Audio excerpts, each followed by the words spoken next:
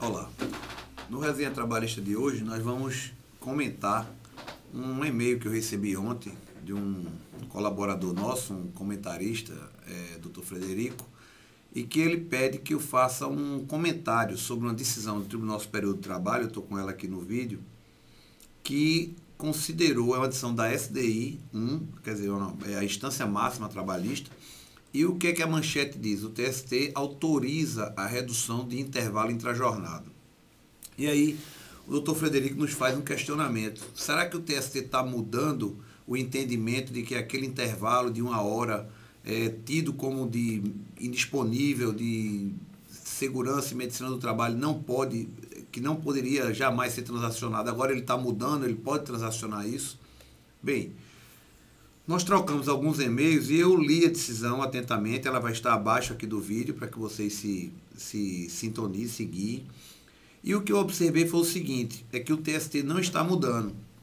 Ao contrário, eu acho que ele foi inclusive coerente. Por quê? Porque ele aplicou a súmula 423, está aqui na minha observação, e também o artigo 71 da CLT no seu parágrafo 3º.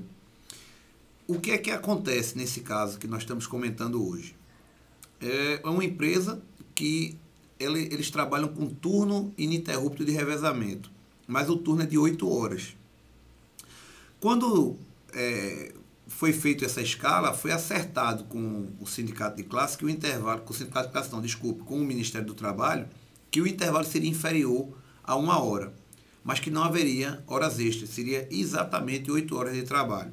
Então, se nós formos analisar essa questão do intervalo e formos lá no artigo 71, eu estou com ele aqui na minha outra tela, aqui ele diz o seguinte: o limite mínimo de 1 hora para repouso ou refeição poderá ser reduzido por ato do Ministério do Trabalho, ouvida a Secretaria de Segurança e Higiene do Trabalho. Ou seja, o TST agiu acertadamente. Por quê? Porque a CLT é clara em dizer que o intervalo é de 1 hora. Porém, há essa exceção de o Ministério do Trabalho fazer uma diligência no ambiente, no local, entender que reduzi-lo não vai afetar a saúde do trabalhador. O outro ponto é a súmula 423. O que é que essa súmula diz? Está lá a súmula 423, eu estou aqui com ela também aberta. Estabelecida jornada superior a 6 horas, e limitada a 8 horas por meio de regular negociação coletiva, os empregados submetidos a turnos ininterruptos de revezamento não têm direito ao pagamento da 7ª e 8ª hora como extra. O que é que essa súmula quer dizer? Quando se imagina 8 horas de trabalho contínuo com um pequeno intervalo, muitos entendem que ultrapassou a 6ª hora, então a 7ª e 8ª é tido como extra, e a jornada semanal tem que ser de 36 horas. Porém, esse entendimento da súmula 423, ele diz o seguinte: não, limitou a 8 horas, não tem hora extra. Por quê? Porque a jornada diária prevista na Constituição Federal é de 8 horas.